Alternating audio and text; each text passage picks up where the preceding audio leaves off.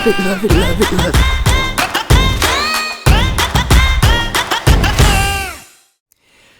Welcome, guys, to another episode of Lastlight podcast, videocast. We got it on audio. We've got it pretty much. You can cast it any way you want it. We're pretty consistent. We've made it like four. I think this is our fourth podcast. Yeah, that's pretty good, man. Better than most stuff in my life. You got that right. Well, I got ADD, so yeah, anything fairly consistently. Once I get to 4, I'm doing all right. So, today, what we're going to be talking about is our self-film setups. Kind of how, we might do it differently. Yeah, mine's a bit extravagant. Yeah. Yours probably is. Mine has changed a little bit, but I could go back and forth. And then what we do may not be what you do. So if you do criticize us, remember, constructive criticism, guys. Everybody has a different way of doing it. And if you have some suggestions, man, we'd love to hear them for sure. So awesome. All right. Let's start out. I guess we'll kind of start from the beginning for both of us and work our way up. How do you... Can we start with how do we carry all of our stuff? Yeah, let's do that. Okay. All right. Most of my gear, I went to Western Auto. I used to work at a Western Auto. I went to Tractor Supply Company. Tractor Supply, if you're watching or listening, hey, you might be a great sponsor. I do a lot of business at Tractor Supply. Yep. They had a like a Winchester bag, man. I think you asked me one time of what I use, but which I've got 2 now. But I have a bag that I carry inside my backpack as well, for me personally. And what I do inside this, I should have brought it. It's over in the floor, but it's roughly, I don't know, 14, 15 inches or so, maybe long by 10, 12 inches wide. Right. And so, but what I do inside my backpack, I have it set with my camera in the main compartment to set up. And then when I say compartment, it's kind of got the little Velcro type, separation things in there. One's for my batteries, one's for my main camera, and then the other is for maybe accessories I'm using, mic or something like that. So I'll have that along with my lights and things like that. So let's say I get a kill, and so maybe I won't. I've got my LED lights or something like that I'm going to use. So I've got all that together inside there. Then I have another top compartment that I can unzip that might have my GoPros and other things like that. Gotcha. Yeah. How about you? I am carrying. Me and Kev, we talk about this all the time. We both bought. I don't even know how you pronounce this, so don't. Whatever, but I bought a Everlast. I don't know if that's how you pronounce it or not. Backpack this year. Okay. I think it's like a ×2, or I don't even know. Mm-hmm. But either way, I literally Peak Design. I carry a Peak Design backpack strap that straps onto my backpack. Okay. And that's the mount that I've got on the bottom of my camera. All right. And I clip my main camera so it's on my backpack strap at all time. That's just so if I want to take a quick picture, like it's always, I've just run into too many times where I've had my cameras in my backpack and I've needed a camera for something. So I started doing that. And it's Peak. Yeah, Peak Design. P-E. I think it's Peak Design Capture Clip. P-E-A-K Design. Okay. A lot of people use the cotton carriers, and they basically make the same thing, except for the Peak Design has a clip that goes in. You got to mash a button to release it, and the cotton carriers just a twist and pick it up. Okay. Out. Yeah. And then I run my B-Cam. I have literally a little tiny Magellan bag that looks like a bag that you would put your toothbrush, like your toiletries in on a weight trip. Yeah. I literally set it down inside of that with my remotes and basically everything I need just inside my backpack for my B-Cam. Okay. But that's so everything is housed within your backpack. Yeah. Except and then I've normally got GoPros just clamped because I use those arms. You know what I'm talking about? It's got a clamp on the bottom. Oh, yeah. I've got one of those too. I've normally got those clamped to like my belt strap. They're normally just hanging wherever. Yeah. Just be careful where you clamp it. Okay. All right. Now, so that's what you've got. So let's talk about some of the gear we use. Okay. And again, guys, we're going to talk about some of mostly what we use, why we use it, and not to say what we use is perfect, but because there's so many options. That's right. Except for mine's pretty perfect. Yeah, well, until you hear what I got, baby. Yeah. No, so a lot of what we use is very similar. So I can tell you, it's DJ and I both are Sony guys for the most part. Now, why are we Sony guys? Probably a lot of times, to some extent, for me, I guess I shouldn't speak for you, but a lot of it, A, it's good quality, but B, low light conditions. Yep, Sony is it's hard to beat a Sony when it comes to low light conditions. And whenever I'm looking at reviews, hear my There's dog the in horse. there. Yeah.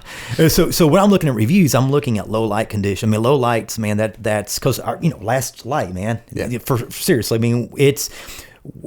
You want to find something that is strong and something that's not too granular. Yep. When it comes to low light, and it is so hard to beat a Sony. Canon's come a long way over the last year or two with some of their newer offerings. So I've heard. So, And that's why slowly filming, I've also, and we can talk about it later, but upgraded to, a 1-inch sensor. Right. Because there's been several guys on Within Range's team this year have missed a few opportunities because of light. Yeah. Having a camera that's on the lower end of the spectrum that doesn't Right. allow as much light in, where realistically with my cameras that I'm running right now in an open field, like on a food plot or something like that, I literally feel like at some of the settings I have more light in my camera than my eyes do. Oh yeah. Well, you mentioned a 1-inch sensor. So what I've used primarily this year is different than what I used last year. Now, I've experimented over the last 2 or 3 years. Now, my favorite camera look is probably going to be, I used to use the Sony A7 III. I'm sorry, the A7S2, which they have the A7S3 now, which is pretty bad to the bone. Which I love, but the colors, you had to kind of work those colors a little bit more. Then Sony came out with the A7 IIIs, which you and I both use a lot. But now what I used this year, you mentioned the 1-inch sensor. So I used, and I don't know if you guys can see this right here, a lot of everything you saw me put out this year for the most part was with a Sony AX700. They had the AX100 too. This is kind of the newer version. You have the Z90, which has the handle on the top, which is good. I could have gone that route, but to be honest, man, I mean, this little mic here, when I'm 3 or 4 feet away, 99% of the time, if you don't have too bad of wind, it sounds pretty doggone good. Is that a Rode Video Mic Go? Yeah, it is. Yep. So it's got the little bitty cat. What do you call these, man?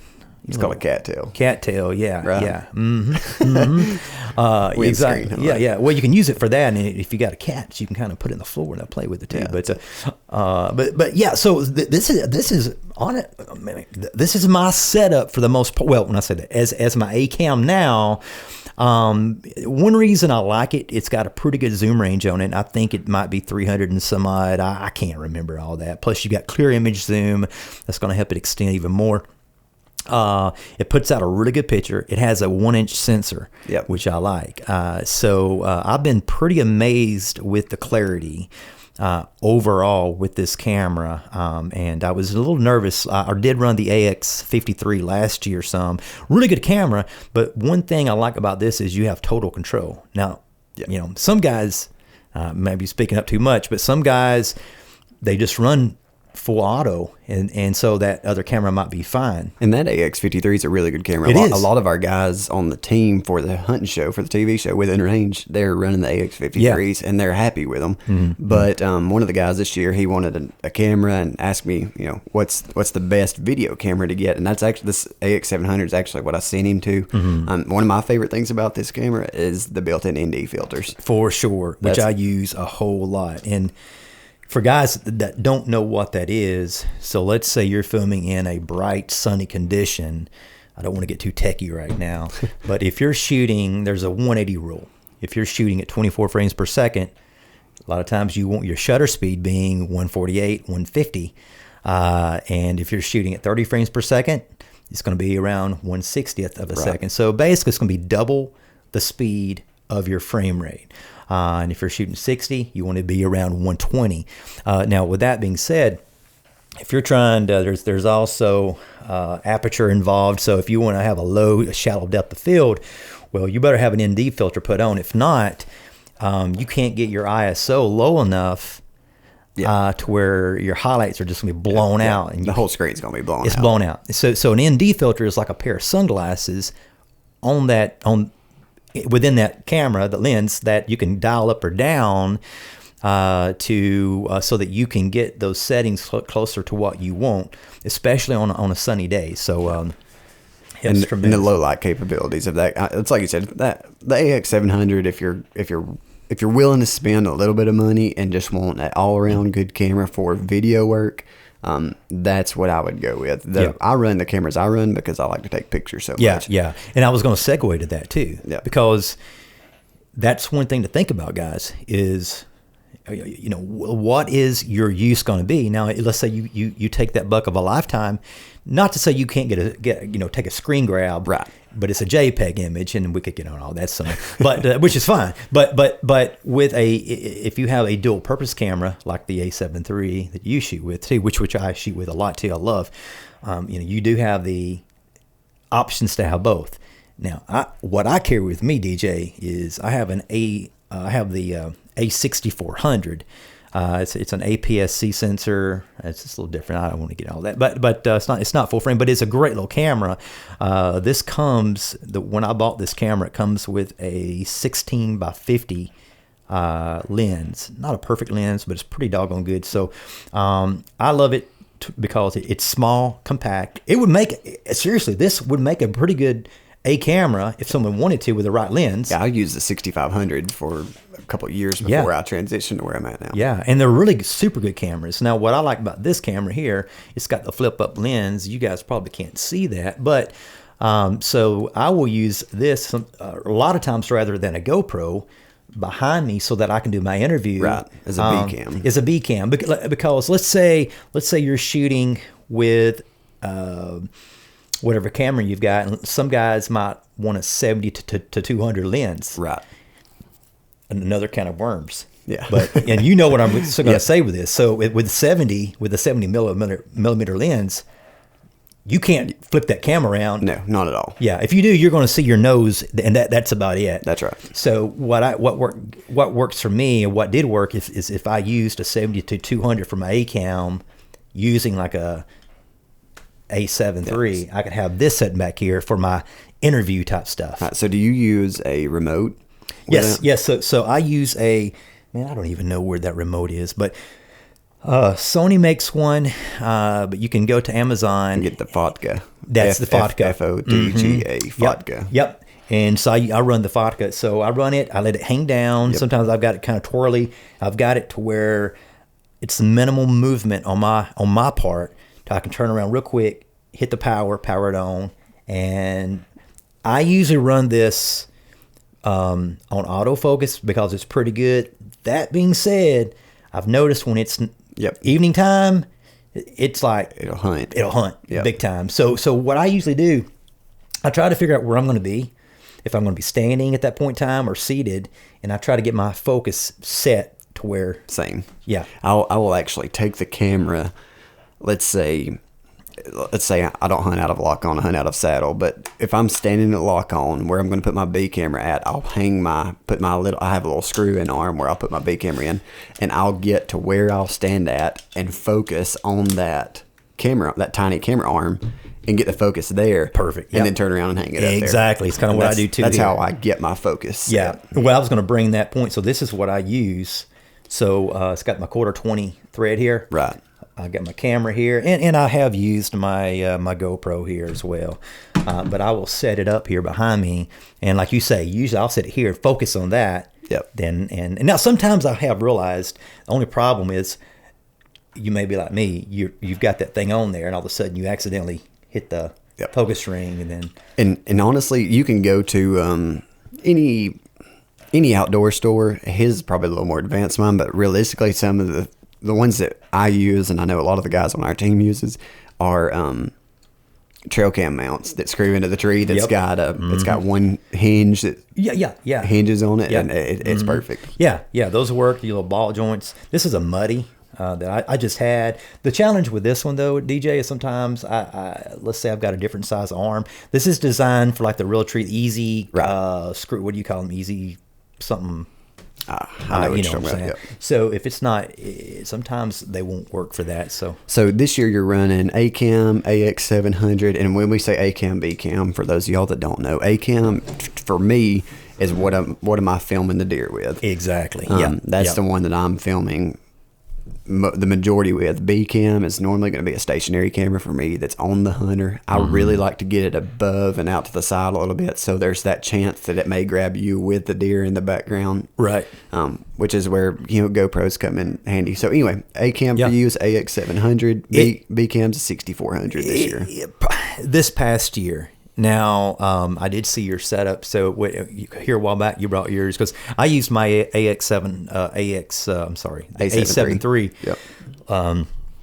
All of 2019. I really liked it, and see, I'm running the small HD 5-inch monitor.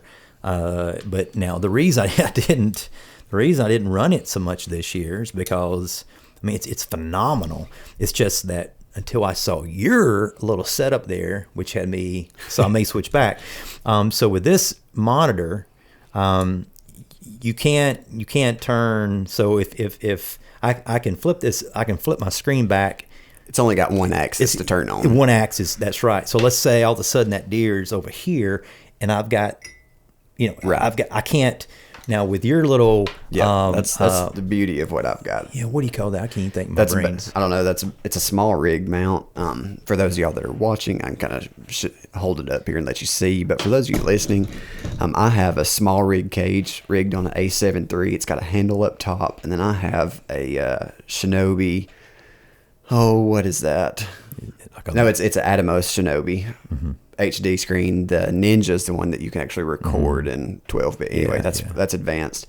But I've got this mount on it where I can turn it so like if I am, let's say I'm sitting in a shooting house with my son and I have to put that to the side, I'll turn that monitor to the side like this so that if I'm filming and I'm sitting over here, the camera can be facing forward and I can be at a 90-degree angle. Right. And still looking at what my camera's viewing. And I'm trying to look at your mount. Is that a small HD? What kind of mount is that? It's also a small rig, but I don't know what you would call it. It's like a multi-type. It's like a double ball joint. Yeah. So when I saw that, see, I may go back to using something. That was the biggest challenge I had. I love my small HD. Now you're using the Adams, you're using a different monitor.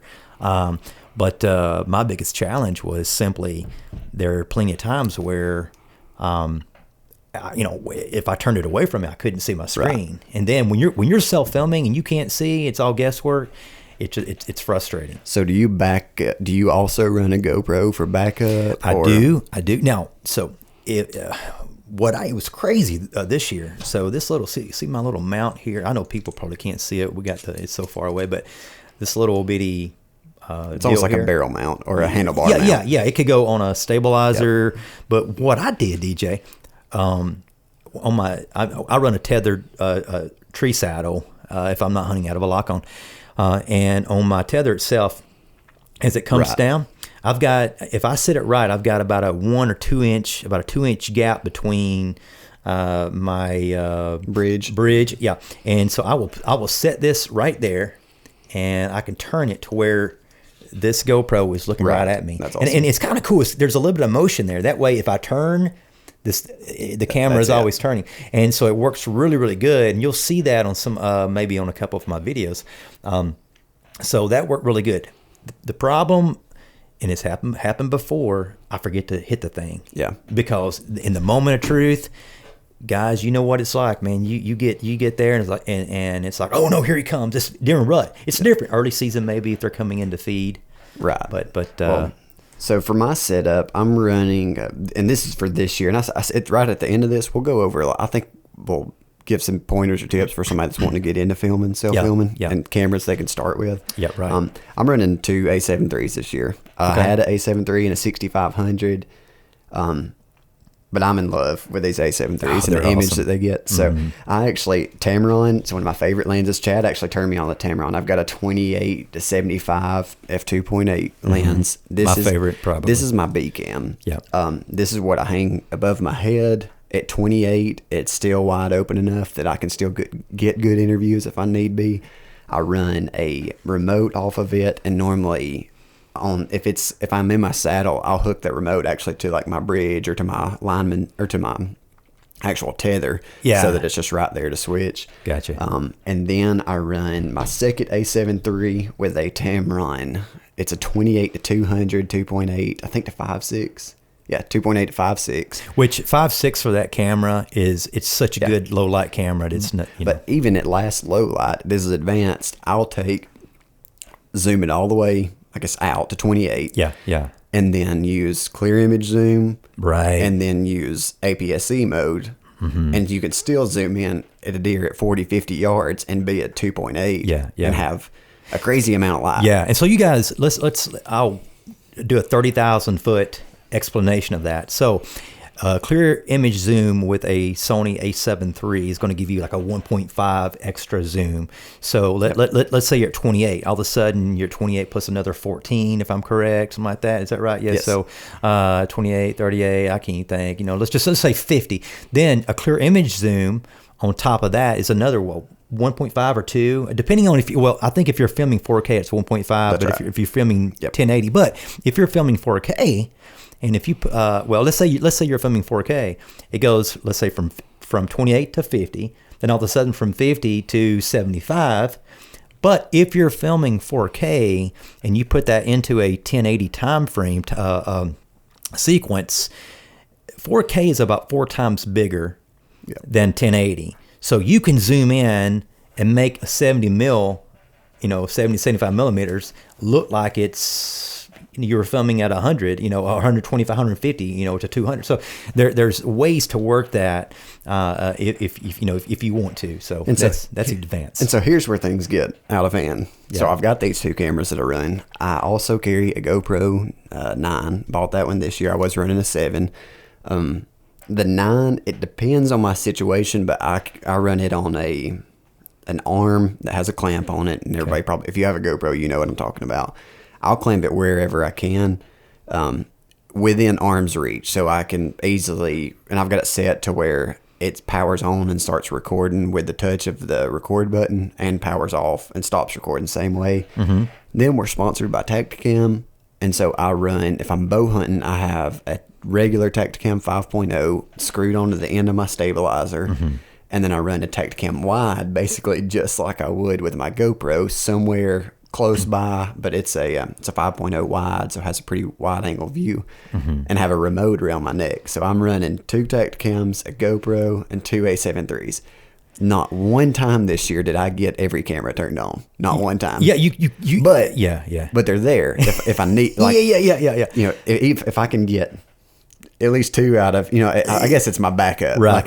I have plenty of angles that if I can get to it, they're well, there. See, I went through like the GoPro here. I mean, I went through situations of saying, let's say if I don't have it facing me, let's say I put this on my stabilizer. Right. Do I face it out or in? And people are like, well, why would you face it out? I mean, because I'll be honest with you, I'm not a big fan of a GoPro or something out because it's so wide. Yeah. The only flip side is when you're self-filming, I've had several occasions I couldn't even use the footage because you're trying to get on that buck, especially during rut. You're on him, he takes 3 steps away, then he's out of frame. Whereas with a wide angle lens, at least you're getting it on there. And I've almost thought about trying to mount this A6400. It'd be heavy, but just and shoot it ultra wide and have it in 4K to where I could crop it in later. Right. But that's the thing with the self-filming that makes it so tough. And I'll tell you, one of my favorite camera angles that I don't use that J-Bo uses is that same GoPro clamp that I use. He takes and clips it on to where his quiver would be on his bow, facing back at him. Yeah. And the 8s and the 9s, the image stabilization it's unreal. Oh, yeah. He can literally, I promise you, I could show you video where he draws back and shoots, and you can see his bow and his string jump But the camera stays Well, steady. if you watch my Kentucky hunt this year, so it's probably the last video on the Bow Addicts page. Now, it wasn't like the best because I couldn't get on the deer. He came in so fast. But when you look at the GoPro footage, I had it facing me. Right. And that's the same thing. When I shot, you can see me because at that time I just happened to clamp it on and have it facing me. And you're right. I was amazed at the shot, thinking, "Wow, man, you couldn't even see." And typically, it's bouncing around and like a ball. But so then I run a fourth arrow camera arm. I'm actually trying out. They've got a I don't even know the model that they call it, but it's basically a mini triple arm that's made for saddle hunters because I'm a saddle hunter. I was it 2 years ago, but now that's all I hung out of, and it's been perfect. But my Muddy was probably more stable. Mm-hmm. I think I had the Muddy Hunter, and my fourth arrow though, the adjustability of that ball mount, when you can literally mount it on a horizontal tree, a 45-degree angle tree. You can mount it on whatever you want to. I was going to see real quick. This may be out of line. Here he goes. He's getting out of the camera. Let me see if I've got my way to go. My Muddy. You've ruined the podcast. Let's see. Are we in? Oh yeah, you definitely knocked the camera. I might as well show this. Watch. I mean, you turned the camera a bunch. Yeah. For those of you listening, Chad just ran into the camera. And completely, he's trying to take me out of the picture already. We're 4 podcasts in. He's trying to remove me from the podcast, just like that. All right, you gotta see this. Cool. All right, let me get my mic on. This one might run a slight tad over. Okay. All right, so I run a fourth arrow now this year too. Okay. All right, but I want to explain what I did. I'm open and very open about my likes and dislikes because you got to be, So I love this mount. Now I ran the Muddy top of the line heavy duty. I forget what, maybe outfitter arm, whatever it's called. Right. Loved it, but man, it's heavy. It's rock solid. So what I did, and fourth arrow guys, I mean, man, I really love the Talon, but what I did, I took a multi-tool. I'm not saying everyone should do this, but it worked good for me. So the strap I have on here is an 1.5 inch strap. And can you see how what happened was I tried the inch strap that came with it. Right. I had some movement. Now, if there's anything I would love to see Fourth Arrow do, is to maybe switch to an 1.5 inch strap. But so what I did, I took a multi-tool, and notched my the back side of this out just a little bit here to where I got a full 1.5 inch Muddy strap. This came off of my Muddy, I think the outfitter arm, and this is like the Talon base. Now this is it comes with a base that flips up. Yeah, that's what I've got. Mm-hmm, and I went ahead and put this I bought the extra base, right, whatever it was, and have it running. Now, since I've switched to this, I'm going to say, man, it's rock solid. It's awesome. The 1.5 inch strap is perfect for me. I can actually, it almost sits perfect here once I'm done, I can wrap it. Right. But because sometimes I will run my FS5. So right now we're actually filming off an FS5. Now that's a pretty expensive camera. So but I love that camera at times. So if I'm using it with this, I mean, I've got a 28. Let me grab it here. Feel that thing. Feel how heavy that is. Oh yeah, I felt it. Yeah. So I've got a 28 to 135, like a cinema lens that I can run on certain hunts. That is, what do you think that thing weighs? 3 pounds? Yeah, it's maybe heavy. 4. Too heavy for me. Yeah. So, but it's a fantastic. It gives excellent image quality.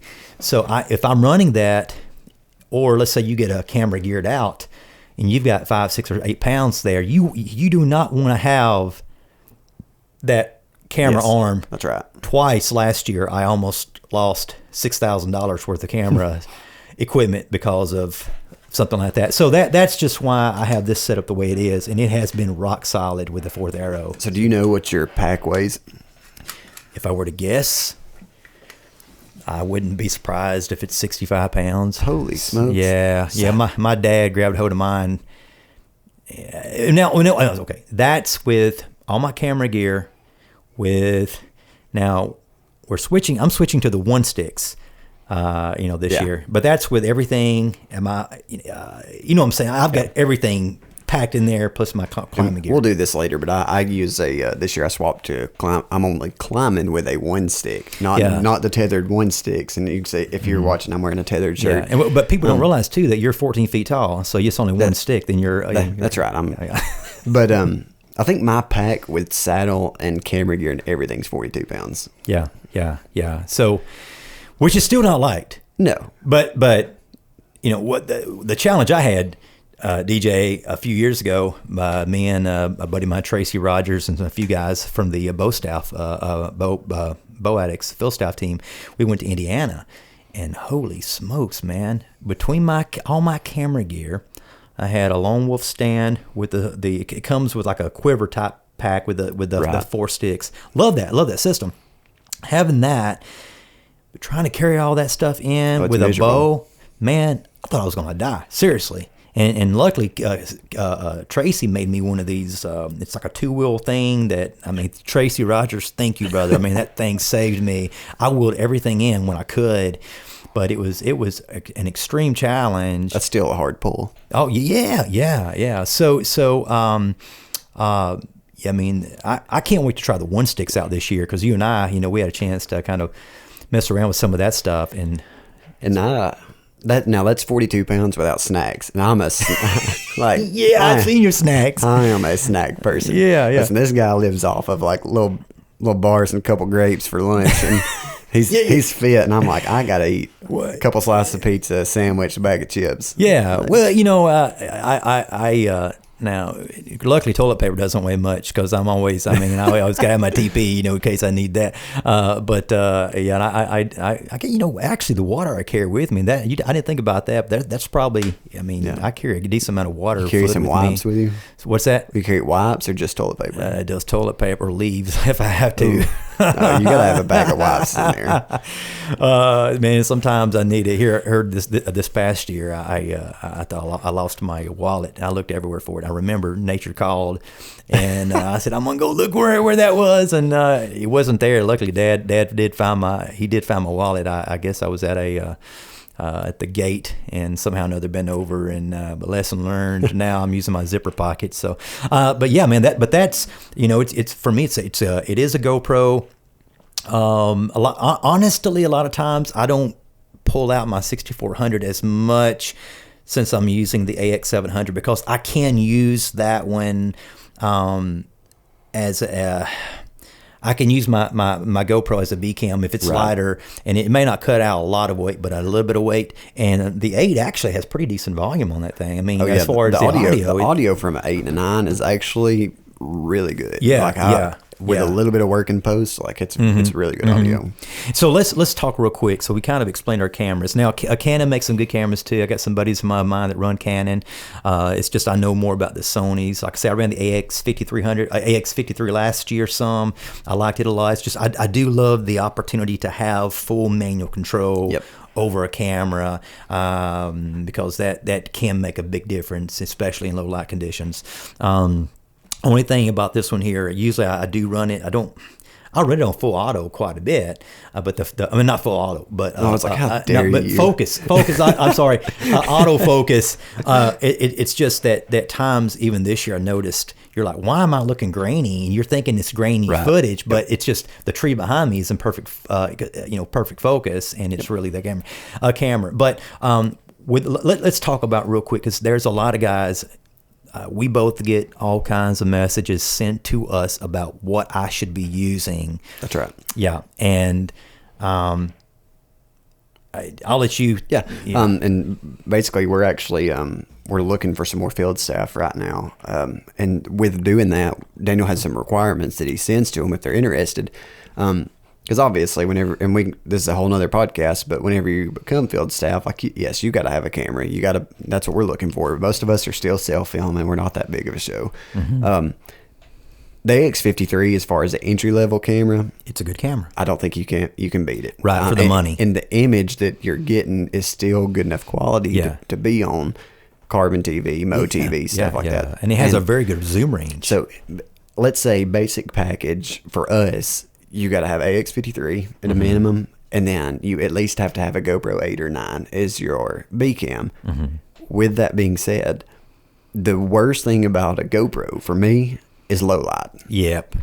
You can't, your A cam may be doing awesome in low light, and if you look at your GoPro footage, it's black. I mean, just it does not perform well enough. So the majority of our guys are running AX53s for A cam, and B cam they're running 6500, 6400, 66.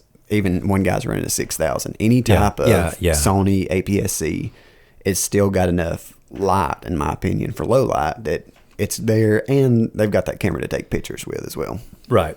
Which is why I do love carrying that camera with me. I always have it with me. Now, I've noticed it doesn't, the pictures aren't bad, but my 6500 was better than my 6400 for some odd reason for photos. Yeah, I don't know why, but there's a lot of shots I can't even use, or I've got it to do a lot of post editing. Now, one thing I will say, guys, I have a lot of guys who are like, man, you know, I'm using a GoPro for all my filming and or other brands out there. I'm not saying you can't do it, but you really. It's not enough. You can put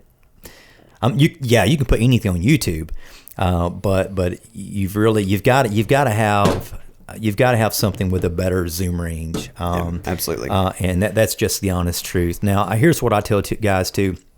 Like, if I were to tell somebody who's on a limited budget, I would ask two questions. One question would be, are you going to do photography? If you are in video, you'd probably need to get a dual purpose camera, which would be something like a 6400. But if you're on a budget, I would probably even say the A6000, A6300, A6500. Someone may be like, well, the A6300 doesn't have image stabilization. Well, it doesn't, but you know, if you've got a lens that's got it, it's going to help out. And if not, it's still not going to be a huge difference. Right.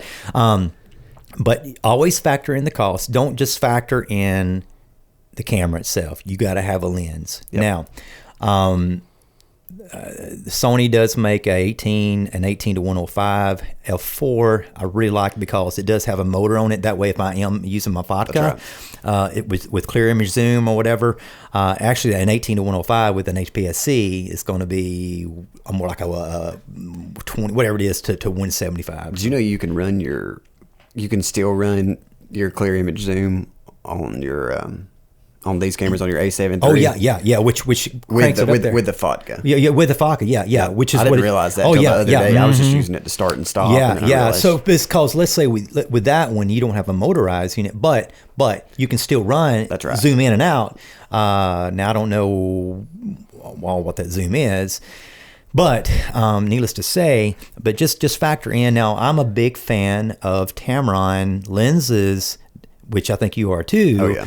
Just for the fact that cost-wise, I mean, you get a lot of bang for your buck. Your main camera, what is that, a 28 to 200 or what is that? Yeah, that's 28 to 200. Okay. Now, the good thing about a 28 to 200 versus a 70 to 200 is a 28 to 200, you can flip that thing around. That's it. Yeah, and you can use it so on yourself. many times this year, even filming other guys, because I do film some of the guys on our team, that's instead of messing with this one because I can't see, they don't have a flip up screen. So if you're not running some type of monitor, you can't see yourself. Mm-hmm. So instead of using my B cam for interviews, I'll flip this one around so that I can have the screen to see. So because it's both of these at the low end are 28 millimeter, I can use the one that's on my camera arm to stick it out in front of me and do an interview. Yeah.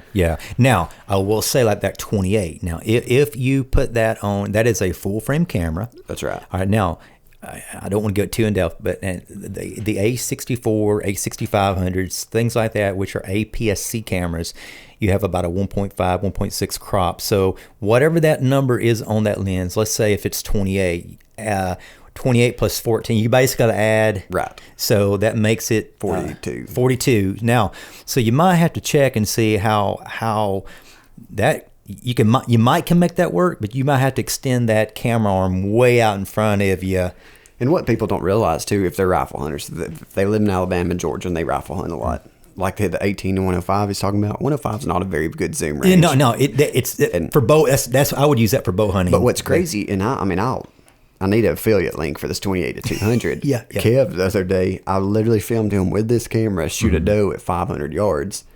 and by the time I did clear image zoom and APS-C mode, like, don't get me wrong, the deer was still small, but you could see everything plain as day. Yeah. So I've been super happy with that 200 millimeter range. Yeah. Well, so let's real quick. How much money do you have invested? Listen, my wife may listen to this. Okay, now if I bought a camera like this, how much would I have invested? If you buy the body of an A7 III brand new right now, you might could find some deals in about the $1,600 range. Okay. Lenses wise, both of these Tamron lenses are going to run you $800 to $900. Right. But what I was going to say earlier with the APS-Cs, the first A7 III I bought used. Don't be scared of eBay. No, some people I buy a lot off eBay. This camera here came off of eBay. When buying a camera off of eBay, especially a non-video camera, a camera like A7 III or 6500, I'll look for shutter count. Right. I want somebody that's looked at the software and seen what the shutter count is. So as long as it's below about 10,000, I'm good. And that's what I did. And I think I bought this first A7 III for around like $1,250, $1,300, which was a deal to me. Yeah. So you got your $800, let's say plus 12. Let's say it's $2,000. Now my small rig, I honestly can't remember what I paid for it. To be honest, I don't know if you have an idea of. Because I really want guys to have a true picture. Here. This Atomos Shinobi, I want to say that the monitor's somewhere in the $300 range. Okay. I think mine. I can't remember. So let's say 223. The small rig, let's $2,500, something like that, maybe tied up into something. I mean, I bought that one for $1,700, that camera body and lens. I mean, so you're probably a little more than that. Okay. I mean, if they got a used one, if they bought you could easily get set up with a nice rig for that. But you can also run. A 6500 is my go-to. That's what I try to get all the guys to get. It's a great camera to video and take pictures with. You can buy that a 18-104 and a GoPro and 105 and be somewhere in the neighborhood of probably, depending on if you sit around and look for deals, you could probably get away. Especially if you buy a GoPro Hero 8, you can get for about $250 right now. Right. So you can end up sitting somewhere around that like $1,100-$1,200 range and have a full setup that you can video with. I haven't checked the prices of a 6500. I ran a 6500 for a while. I loved it. Now the only challenge I had was battery life, but what I did, I've got it back here in the case here. I bought it's called a dummy battery. You put the dummy battery in there, or you can do like you have too. You can buy an external battery pack that will last. I mean, it's like the life of 5 or 6 batteries, which works out well. And it's kind of heavy. Now, I could explain how I did that. How I used some magnets and what have you to where it would mount to a little bit of duct tape and magnets and stuff, and that battery pack would stick right to my camera arm and work really, really, really well. Most guys, I would recommend like the 6500 with the 18-105, because with clear image zoom, you can still get clear image zoom plus the APS-C 105, 175. I mean, you're going to get 200 something mil zoom out of that after it's said and done with. That's right. Or if you just want a straight video camera, AX53. If you want a little more manual control, and it's a little better. I will say it's a slightly better image out of the AX700, because I've had both. It's still really, really solid. I've been extremely, extremely impressed with this camera. I could highly recommend it. This camera here I bought used. I think I've got with this little, and they make similar models that look exactly like it should. But you could be out $1,500 or something like that. Whereas with the AX53 you may have total setup, I don't know what they run now, $800-$900, $700. I don't know. Yeah, I'm not sure. But still really good cameras. I think I actually sat around on maybe Facebook Marketplace and bought mine for actually like used for right at $600. Okay, yeah. So they're really good cameras, guys. And bottom line is, you could have the very best camera. You could give Picasso a brush, and he can do some amazing things.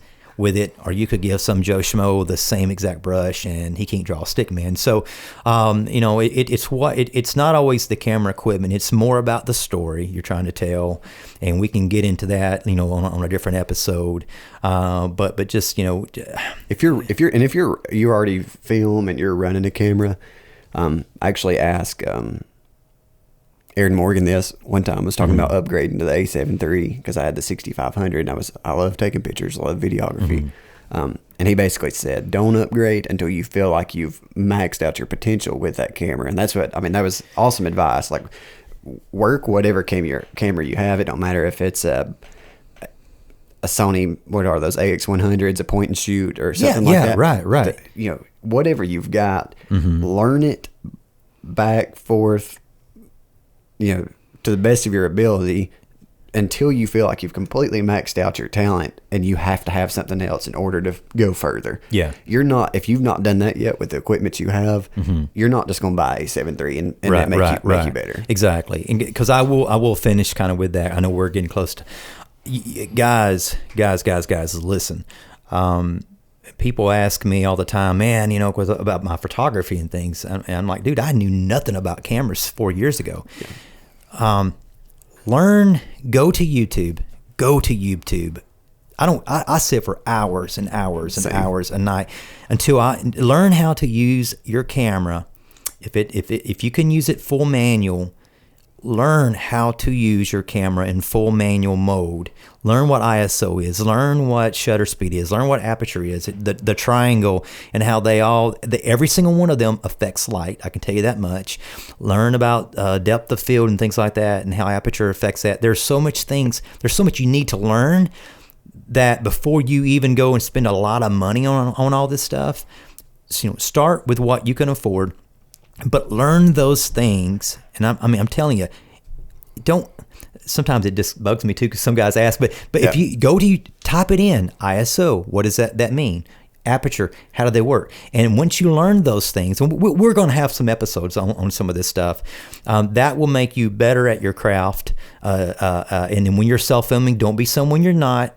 Be whoever you are. Be true to that, and just try to lay down some good footage, and just try to tell the story, man. Yep. So. If you're listening to this and this is all way above your head, but you own a business and you need some video work, holla at you boys. Yeah, you boys. Guys, we DJ and I, we love we do some video work for different ones, and pretty soon we are going to have some of our good buds in the field that will be joining us. Might be by call, you name it, talking some camera stuff, video, you name it. All right. Hey, we appreciate all you guys. You know what? Just know this. We love you. God loves you. And don't forget that. And until next time, keep up everything. Keep grinding. Keep at it. And if you have any questions at all, reach out. You can reach out to me. You can reach me if you're on Instagram at Chad Ryan Davis. You can DM me. DJ, is it just at DJ Starling? At DJ Starling Photo. Okay. STARLING. Photo. All right. You got it, guys. And don't forget, check out bowaddicts.com. We got Within Range. You got Tethered. I'm throwing all the guys right now. Giving us all a bone. Okay. See you guys.